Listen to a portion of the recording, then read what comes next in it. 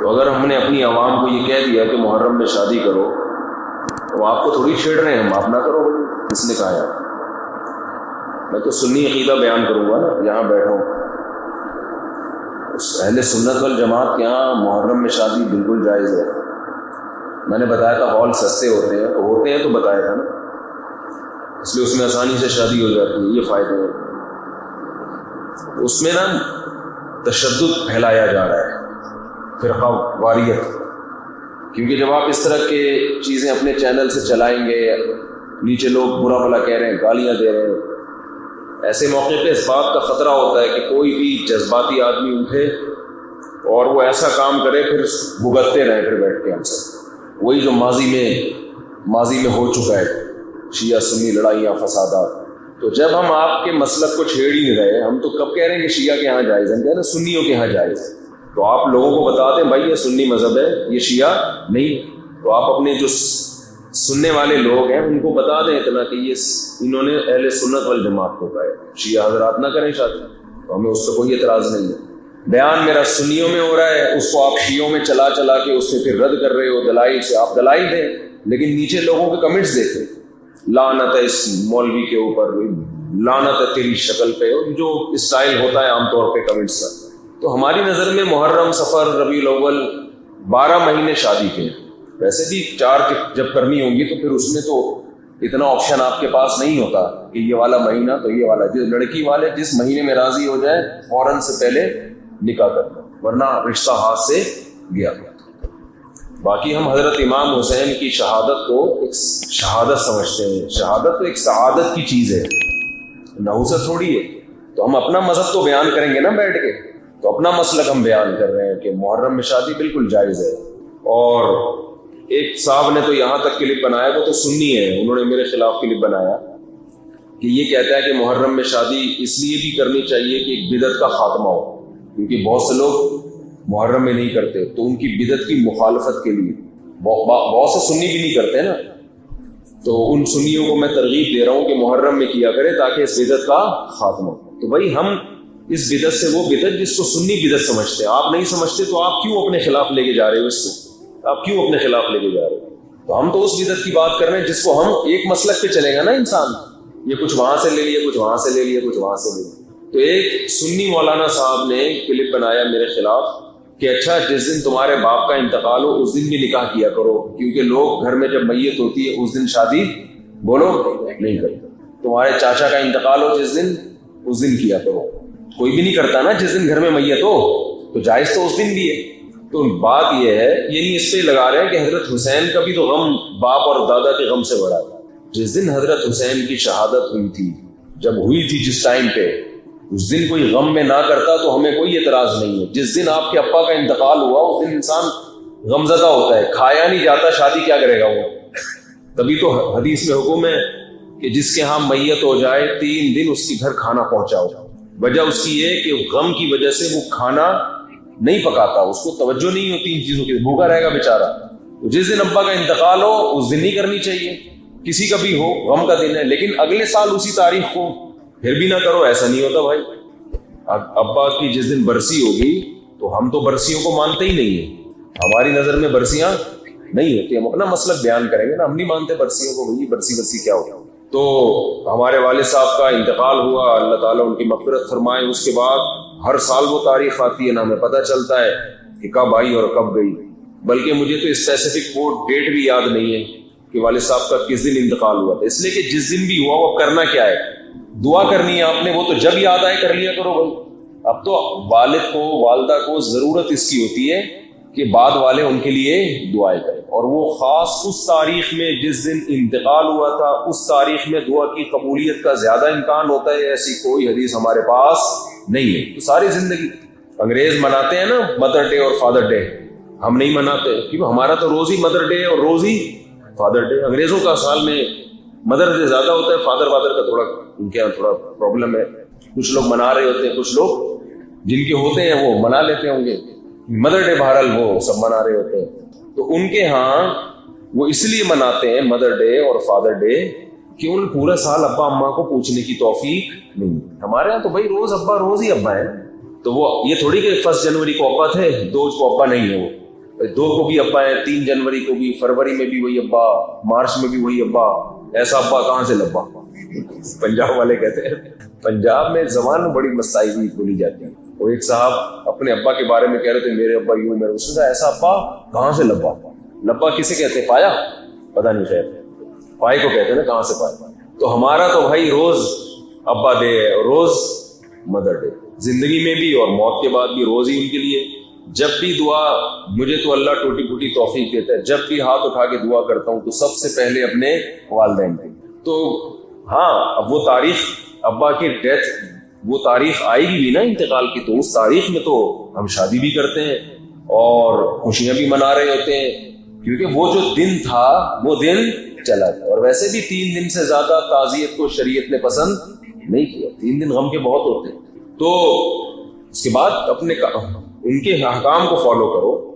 تو اہل سنت والجماعت کے ہاں محرم, صفر, ربیع الاول, ربیع الثانی, یہ سب مہینوں میں شادی جائز ہے. شیعہ حضرات نہ کریں, ان کا اپنا مسلک ہے. تو لیکن اس سے کلپ بنا بنا کے نیگیٹیوٹی پھیلانا یہ غیر اخلاقی حرکت ہے. اور کلپ بھی کاٹا جاتا ہے اتنا سا, پوری بات سامنے نہیں آتی ہے, اتنا سا کلپ کاٹ کے چلا رہے ہوتے ہیں. تو فیس بک پہ بہت زیادہ بدتمیزی ہو رہی ہے اس ٹائپ کی. تو پھر بھی اگر کوئی نہ کرے محرم میں تو نہ کرے, ہم کو گن پوائنٹ پہ تو کروا نہیں رہے اس سے, پھر بھی نہ کرے. میری ایک دفعہ شادی محرم میں بھی ہوئی تھی, تو حقیقت ہے, تو مجھے یاد ہے 9 محرم کو ہم نے وہ ولیمے کا لوگوں کو بولا, تو وہ بعض لوگوں کے منہ بن گئے کہ یہ کون سا دن ہے. تو میں نے کہا بھائی ہمیں تو آج ہی اتفاق سے فرصت ملی ہے, تو جب شادی ہوگی تبھی ولیمہ ہوگا نا. تو نکاح ہوا تھا 1 آدھ دن پہلے, تو بھائی اب آج ہی ہے, تو انہوں نے آ گئے, پھر وہ کھانا کھوڑنے سب پہنچ جاتے ہیں. وہ ایک داماد تھا نا, ایک ہونے والا داماد, تو لڑکی والوں نے اس کو کہا کہ تم ہماری بیٹی سے آج مجھے ذرا ہلکا ہی بولنے دیں, ہلکا ہلکا, ٹھیک ہے نا, تو ہلکی پھلکی باتیں, 4-5 دن سے سیٹنگ آؤٹ ہوئی ہے. تو لڑکی والوں نے بولا کہ تمہیں گھر داماد بننا پڑے گا, اس شرط پہ ہم اپنی بیٹی دیں گے گھر داماد.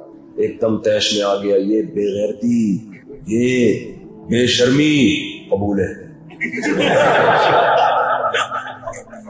آخر میں فوراً کہتا ہے, ایک دم سوچتا ہے نا, کہتا ہے چھوڑو بے غیرتی بے شرمی رہے گا, لیکن قبول ہے, اور کیا چاہیے. تو کس میں کہہ رہا تھا میں یہ ہے, ہاں, تو لوگوں نے کہا محرم, یہ پھر پہنچے ہوئے سارے. تو جو نہیں کرنا چاہے وہ نہ کرے. ہماری نظر میں حضرت حسین سے محبت کا یہ طریقہ ہی نہیں ہے نا کہ محرم میں سوگ منایا. ہمارے ہاں دوسرا اسٹائل ہے محبت کے اظہار کا, دوسرا طریقہ ہے. تو ہم کہتے ہیں ان کو فالو کرو. حضرت حسین کی اتنی بڑی داڑھی تھی, کتنے لوگوں کی داڑھی ہے بڑی. حضرت حسین بے انتہا سخی تھے. اس دور میں جو سید ہوا کرتے تھے نا آل رسول, اتنی سخاوت ہوتی تھی کہ ان کی سخاوت کی مثالیں بیان کی جاتی. حضرت حسن رضی اللہ تعالی عنہ اتنے سخی تھے کہ ایک مرتبہ آپ نے باغ میں دیکھا کہ ایک غلام کھانا کھاتا ہے, ایک نوالا خود کھاتا ہے, ایک نوالا کتے کو کھلاتا ہے, اپنے کھانے میں سے آدھا اس کو دے رہا ہے. تو حضرت حسن نے پوچھا کہ یہ کیوں کر رہے ہیں؟ اس نے کہا مجھے شرم آتی ہے کہ میں ایک جانور کے سامنے کھانا کھا رہا ہوں اور یہ بیچارہ للچائی ہوئی نظروں سے میرے سامنے دیکھ رہا ہے. غیرت مند لوگ تھے نا. حضرت حسن کو خیال آیا کہ جب یہ غلام ہو کے اتنا غیرت مند ہے کہ آدھی روٹی کی سخاوت کر کے کس پہ خرچ کر رہا ہے؟ جانور. تو ہم تو آل رسول میں سے, ہم تو نبی کے نواسے.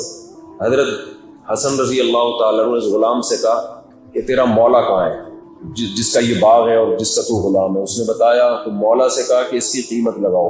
یہ غلام بہت مہنگے ہوا کرتے تھے اور اس کو پتہ بھی تھا کہ سامنے خریدار حضرت حسن ہے, ان کو تو جتنے بھی بول لگا دو یہ دے دیں گے پیسے. تو اس نے بتایا اتنی قیمت, فوراً غلام خریدا, آزاد کر دیا اسے. اور پھر کہا یہ باغ کی ویلیو بتا کتنی ہے؟ اس نے بتایا جی اتنی. باغ بھی اسی وقت خریدا اور غلام کو وہ باغ ہبہ کر دیا. پہلے زمانے میں اس قسم کی چیزوں کو کیا کہا جاتا تھا؟ سخاوت. آج جو سخاوت ہے جس سے حاتم تائی بھی شرما جائے وہ یہ ہوتا ہے کہ وائپر کسی نے صاف کیا گھنٹہ لگا کے نا آپ کی گاڑی پہ, جب آپ کی گاڑی سگنل پہ رکی تو غریب سا بچہ آیا, 1 گھنٹہ لگا کے اس نے سرف ورف لگا کے صاف کیا, آپ نے 5 روپے کا سکہ آج کل چل رہا ہے ہے 10 روپے کا چل رہا ہے، 5 کا بھی ہے، تو وہ تلاش کیا، وہ لگا کے اس کو دیا، اور حاتم طائی کی برزخ میں نیندیں اڑا دی۔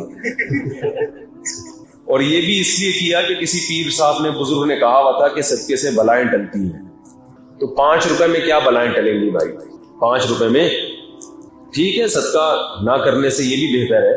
تو پہلے جو سخاوت ہوا کرتی تھی وہ بہت زیادہ ہوتی تھی، آج کل وہ سخاوتیں نہیں ہیں۔ پہلے تو پورے باغ گفٹ کر دیے گا، وہ ہے نا حضرت ابو طلحہ انصاری رضی اللہ تعالیٰ عنہ، قرآن کی آیتیں نازل ہوئی، لن تنالوا البر حتى تنفقوا مما تحبون، تم نیکی کی حقیقت کو اس وقت تک نہیں پہنچ سکتے جب تک محبوب چیز صدقہ نہ کرو۔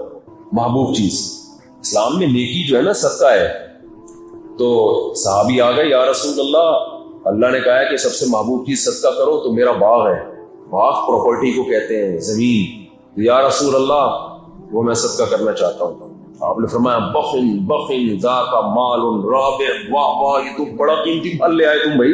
تو آپ نے ان کو مشورہ دیا اپنے چچا کے بیٹوں کو دے دو۔ کس کو دے دو؟ جو لوگ بھی کوئی ٹرسٹ ہے ان کا، یا لوگ ان کے ساتھ تعاون کرتے ہیں غریبوں کو دینے کے لیے، اگر کوئی ان کے پاس رقم لے کر آئے نا کہ یہ زکوٰۃ کی رقم کہاں دوں، فوراً کہے گا بھائی مجھے دو، میں صحیح جگہ پہنچا دوں گا۔ ہوتا ہے نا، ہر آدمی چاہتا ہے بھائی کہاں آئے میرے پاس۔ میں نے تو دیکھا ہے بہت سے ٹرسٹ وہ یہی کہہ رہے ہو کہ ہمیں ہی دو، لیکن آپ صلی اللہ علیہ وسلم خود لے بھی سکتے تھے، ان سے لے کے مسلمانوں پہ خرچ کر دیتے ہے بھائی، آپ لے کے بیت المال میں جمع کرا دیتے، چلو بھی کسی کے کام آئے گا۔ آپ نے فوراً فرمایا اپنے چچا کے بیٹوں کو جا کے دے دو، گفٹ دے دو۔ اس سے پتہ چلتا ہے دیکھو ہمارے نبی کیسے، اللہ نے آپ کے دل سے مال کی کوئی لالچ نہیں، یہ بھی نہیں کہ میری جیب سے لوگوں میں جائے، کچھ بھی نہیں، اتنا قیمتی مال کیا فرما رہے ہیں اپنے چچا کے بیٹوں۔ کہتے ہیں لیڈر جو ہے نا، لیڈر کامیاب لیڈر وہی ہوتا ہے جس میں قربانی کا جذبہ ماتحتوں سے زیادہ ہو، اپنی ذات کو بالکل بھلا دے۔ حالانکہ نبی اگر لیتے تو اپنے لیے تھوڑی لے رہے تھے، وہ بھی دوسروں کے لیے لیتے نا، اسلام فرمائے ڈائریکٹ جا کے چچا کے بیٹوں۔ آج عام طور پر یہ جذبہ نظر نہیں آتا۔ اگر کوئی آپ سے آ کے مشورہ لینا، میرے پاس 1 کروڑ روپے ہیں، میں ہدیہ یا صدقہ دینا چاہتا ہوں، بتاؤ کون؟ وہ کہے گا میں ہوں۔ سب سے پہلے تو اپنا ذکر کرے گا، اور اگر اپنا نہیں تو کہے پھر میرے ذریعے سے دو، تاکہ دھونس کون جمائے بعد میں وہ اس کا نام تھوڑی آئے گا جس نے دیا ہے، نام آئے گا ہمارا وہ۔ تو یہ لوگوں میں ہوتا ہے، تو اس میں کچھ مخلص بھی ہوتے ہیں لیکن اصل اخلاص یہ، کوئی صدقے کی رقم لے کر آئے، آپ بولو بھائی اپنے رشتہ داروں کو۔ نبی نے کیوں فرمایا؟ اس لیے کہ اسلام کا ایک بہت اہم حکم ہے رشتہ داری جوڑنا۔ کیا حکم ہے؟ تو آپ نے عمل کر کے دکھایا بھائی، اپنے چچا کے بیٹوں کو دو گے، جب وہ باغ دیں گے اپنے چچا کے بیٹوں کو، تو چچا کے بیٹوں میں کبھی بغض، غیبت، بہتان ہوگا؟ بھائی آج کل یہ ہوتا ہے نا کہ میرے چچیرے ہی میری ٹانگیں کھینچتے رہتے ہیں، یہ ہے نا ہیڈک۔ لوگ مجھے کہتے ہیں مفتی صاحب آپ رشتہ داروں کی بات کرتے ہو، سب سے زیادہ تو بڑا رشتہ دار کھوتے ہیں ہمارے لیے۔ آپ کے یہاں محرم میں شادی بالکل جائز ہے، میں نے بتایا تھا ہال سستے ہوتے ہیں تو بتایا تھا نا، اس لیے اس میں آسانی سے شادی ہو جاتی ہے، یہ فائدہ ہے۔ اس میں نا تشدد پھیلایا جا رہا ہے، فرقہ واریت، کیونکہ جب آپ اس طرح کے چیزیں اپنے چینل سے چلائیں گے، نیچے لوگ برا بھلا کہہ رہے ہیں، گالیاں دے رہے ہیں، ایسے موقع پہ اس بات کا خطرہ ہوتا ہے کہ کوئی بھی جذباتی آدمی اٹھے اور وہ ایسا کام کرے، پھر بھگتتے رہے، پھر بیٹھ کے ہم سب وہی جو ماضی میں ہو چکا ہے، شیعہ سنی لڑائیاں، فسادات۔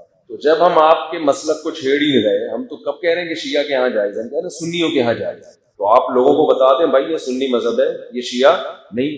تو آپ اپنے جو سننے والے لوگ ہیں ان کو بتا دیں اتنا کہ یہ انہوں نے اہل سنت والجماعت کو، شیعہ حضرات نہ کریں شادی، ہمیں اس پہ کوئی اعتراض نہیں۔ بیان میرا سنیوں میں ہو رہا ہے، اس کو آپ شیعوں میں چلا کے اس سے پھر رد کر رہے ہو دلائل سے، آپ دلائل دیں، لیکن نیچے لوگوں کے کمنٹس دیکھیں، لعنت ہے اس مولوی کے اوپر، لعنت ہے تیری شکل پہ، جو اسٹائل ہوتا ہے عام طور پہ کمنٹس۔ تو ہماری نظر میں محرم، صفر، ربیع الاول 12 مہینے شادی کے، ویسے بھی 4 جب کرنی ہوں گی تو پھر اس میں تو اتنا آپشن آپ کے پاس نہیں ہوتا کہ یہ والا مہینہ تو یہ والا، جو لڑکی والے جس مہینے میں راضی ہو جائے فوراً سے پہلے نکاح کر لیں، ورنہ رشتہ ہاتھ سے گیا۔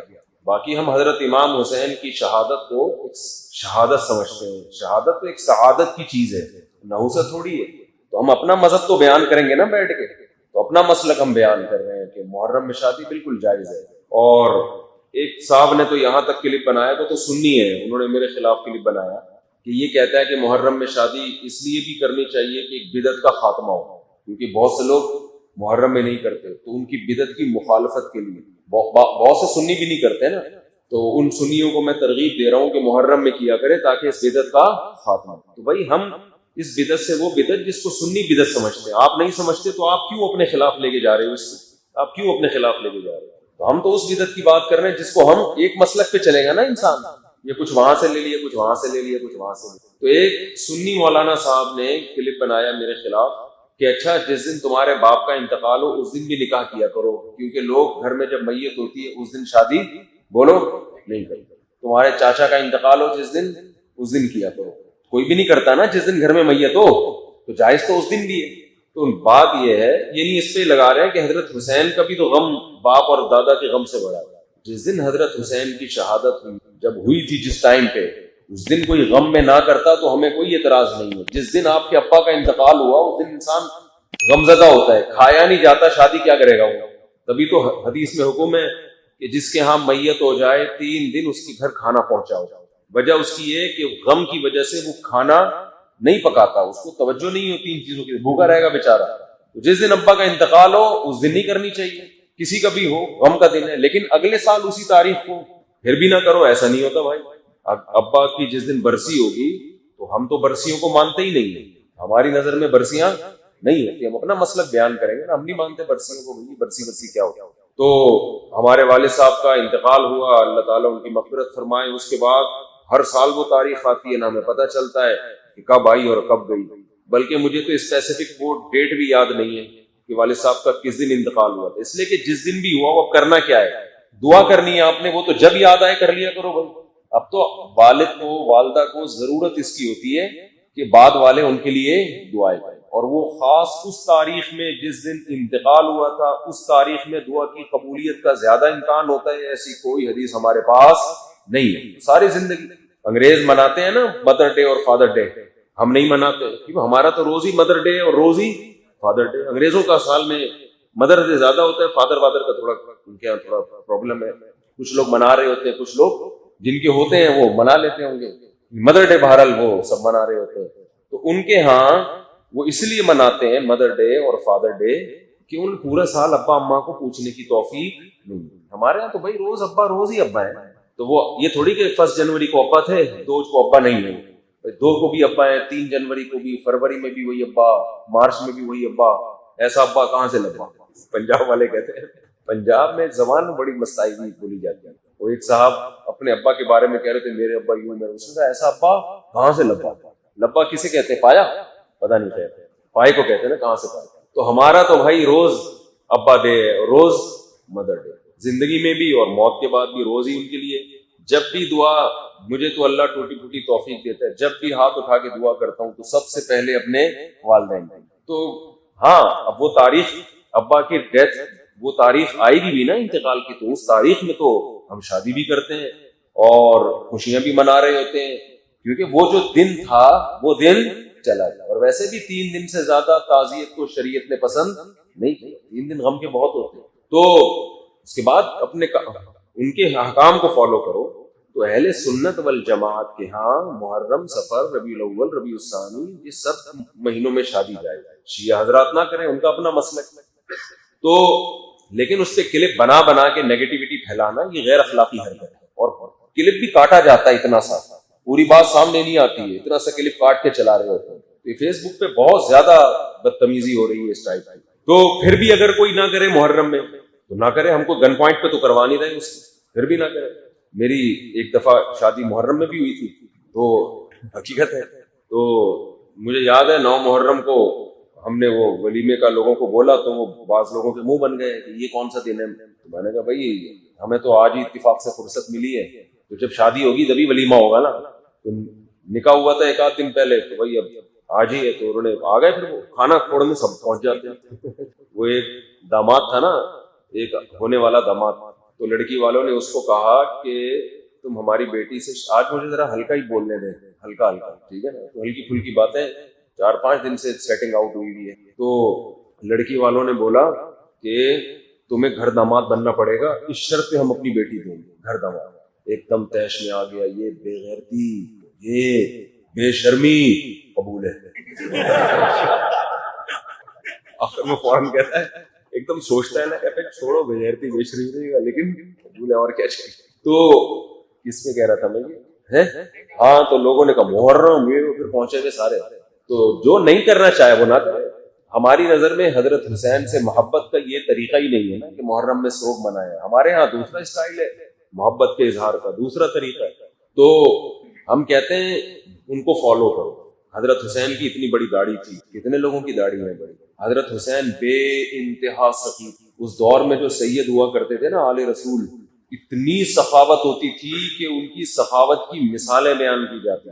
حضرت حسن رضی اللہ تعالی عنہ اتنے سخی تھے کہ ایک مرتبہ آپ نے باغ میں دیکھا کہ ایک غلام کھانا کھاتا ہے، ایک نوالا خود کھاتا ہے، ایک نوالا کتے کو کھلاتا ہے، اپنے کھانے میں سے آدھا اس کو دے رہا ہے.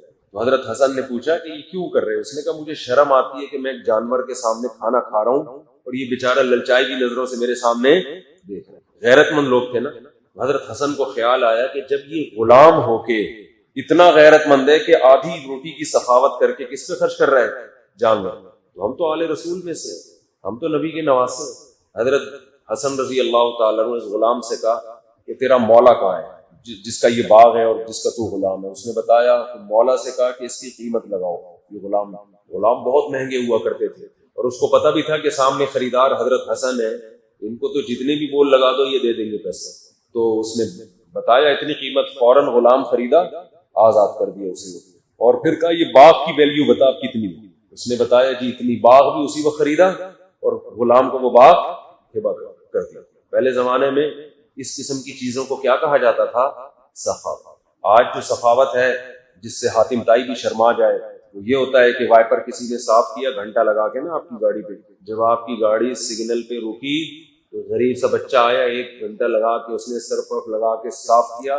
آپ نے 5 روپے کا سکہ آج کل چل رہا ہے 10 روپے کا چل رہا ہے، 5 کا بھی ہے، تو وہ تلاش کیا، وہ لگا کے اس کو دیا اور حاتم طائی کی برزخ میں نیندیں اڑا دی. اور یہ بھی اس لیے کیا کہ کسی پیر صاحب نے، بزرگ نے کہا ہوا تھا کہ صدقے سے بلائیں ٹلتی. تو 5 روپے میں کیا بلائیں ٹلیں گی بھائی؟ 5 روپے میں ٹھیک ہے، صدقہ نہ کرنے سے یہ بھی بہتر ہے. تو پہلے جو سخاوت ہوا کرتی تھی وہ بہت زیادہ ہوتی تھی. آج کل وہ سخاوتیں نہیں ہیں. پہلے تو پورے باغ گفٹ کر دیے گئے. وہ ہے نا حضرت ابو طلحہ انصاری رضی اللہ تعالیٰ عنہ، قرآن کی آیتیں نازل ہوئی، لن تنالوا البر حتى تنفقوا مما تحبون. تم نیکی کی حقیقت کو اس وقت تک نہیں پہنچ سکتے جب تک محبوب چیز صدقہ نہ کرو. محبوب چیز اسلام میں نیکی جو ہے نا صدقہ ہے. تو صحابی آ گئے، یا رسول اللہ نے کہا ہے کہ سب سے محبوب چیز صدقہ کرو، تو میرا باغ ہے. باغ پراپرٹی کو کہتے ہیں، زمین. یا رسول اللہ وہ میں صدقہ کرنا چاہتا ہوں. آپ نے فرمایا بخن ذاک مال رابح. واہ واہ، یہ تو بڑا قیمتی پھل لے آئے تم بھائی. تو آپ نے ان کو مشورہ دیا اپنے چچا کے بیٹوں کو دے دو. کس کو دے دو؟ جو لوگ بھی کوئی ٹرسٹ ہے ان کا، یا لوگ ان کے ساتھ تعاون کرتے ہیں غریبوں کو دینے کے لیے، اگر کوئی ان کے پاس رقم لے کر آئے نا کہ یہ زکوٰۃ کی رقم کہاں دوں، فوراً کہے گا بھائی مجھے دو، میں صحیح جگہ پہنچا دوں گا. ہوتا ہے نا، ہر آدمی چاہتا ہے بھائی کہاں آئے میرے پاس. میں نے تو دیکھا ہے بہت سے ٹرسٹ وہ یہی کہہ رہے ہو کہ ہمیں ہی دو، لیکن آپ صلی اللہ علیہ وسلم خود لے بھی سکتے تھے ان سے، لے کے مسلمانوں پہ خرچ کر دیتے ہیں بھائی. آپ لے کے بیت المال میں جمع کرا دیتے، چلو کہ کسی کے کام آئے گا. آپ نے فوراً فرمایا اپنے چچا کے بیٹوں کو جا کے. اس سے پتہ چلتا ہے دیکھو ہمارے نبی کیسے، اللہ نے آپ کے دل سے مال کی کوئی لالچ نہیں، یہ بھی نہیں کہ میری جیب سے لوگوں میں جائے، کچھ بھی نہیں. اتنا قیمتی مال کیا فرما رہے ہیں اپنے چچا کے بیٹوں کو. کہتے ہیں لیڈر جو ہے نا، لیڈر، کامیاب لیڈر وہی ہوتا ہے جس میں قربانی کا جذبہ ماتحتوں سے زیادہ ہو، اپنی ذات کو بالکل بھلا دے. حالانکہ نبی اگر لیتے تو اپنے لیے تھوڑی لے رہے تھے، وہ بھی دوسروں کے لیے لیتے نا. نام فرمائے ڈائریکٹ جا کے چچا کے بیٹوں. آج عام طور پر یہ جذبہ نظر نہیں آتا. اگر کوئی آپ سے آ کے مشورہ لینا، میرے پاس 1 کروڑ روپے میں ہدیہ یا صدقہ دینا چاہتا ہوں، بتاؤ کون؟ وہ کہے گا میں ہوں. سب سے پہلے تو اپنا ذکر کرے گا، اور اگر اپنا نہیں تو کہے پھر میرے ذریعے سے دو، تاکہ دھوس کون جمائے بعد میں؟ میں. اس کا نام تھوڑی آئے گا جس نے دیا ہے، نام آئے گا ہمارا بھائی. تو یہ لوگوں میں ہوتا ہے. تو اس میں کچھ مخلص بھی ہوتے ہیں لیکن اصل اخلاص یہ ہے کوئی صدقے کی رقم لے کر آئے آپ بولو بھائی اپنے رشتہ دار. نبی نے کیوں فرمایا؟ اس لیے کہ اسلام کا ایک بہت اہم حکم ہے رشتہ داری جوڑنا. کیا حکم ہے؟ تو آپ نے عمل کر کے دکھایا بھائی. اپنے چچا کے بیٹوں کو دو گے، جب وہ باغ دیں گے اپنے چچا کے بیٹوں کو، تو چچا کے بیٹوں میں کبھی بغض، غیبت، بہتان ہوگا؟ بھائی آج کل یہ ہوتا ہے نا کہ میرے چچیرے ہی میری ٹانگیں کھینچتے رہتے ہیں. یہ ہے نا ہیڈک. لوگ مجھے کہتے ہیں مفتی صاحب آپ رشتہ داروں کی بات کرتے ہو، سب سے زیادہ تو بڑا رشتہ دار کھوتے ہیں ہمارے لیے. سب سے زیادہ غیبتیں آپ کے رشتہ دار آپ کے خلاف کر رہے ہوتے ہیں. لیکن کیا ابو طلحہ انصاری کے رشتہ دار نے کبھی ان کی غیبت کی ہوگی اس کے بعد؟ تو پتا ہے بھائی صاحب انہوں نے اتنا بڑا ظرف مجھے پورا باغ ہدیہ دیا. تو رشتہ داری جوڑنے کے لیے روکھڑے کا خرچ کرنا بولو ضروری. روکھڑے کی بات آئی تو ایک اور آیت ذہن میں آ گئی، وہ کر کے پھر آگے چلتے ہیں. ان چیزوں سے آج نا لوگ ہٹ گئے ہیں. بس محرم میں یہ کر لوں اور ربیع الاول میں یوں کر لوں. ابھی ربیع الاول میں الگ سیٹ اپ شروع ہو جائے گا. عمل زیرو. عمل کیا ہے؟ عمرہ بھی ایک انٹرٹینمنٹ بن چکا ہے. میں بڑے فخر سے بتاتا تھا کہ پاکستانی سب سے زیادہ عمرہ کرتے ہیں. کسی نے کہا زیادہ فخر نہ کرو، کرپشن سب سے زیادہ کہاں ہے بولو. وہ کون سا؟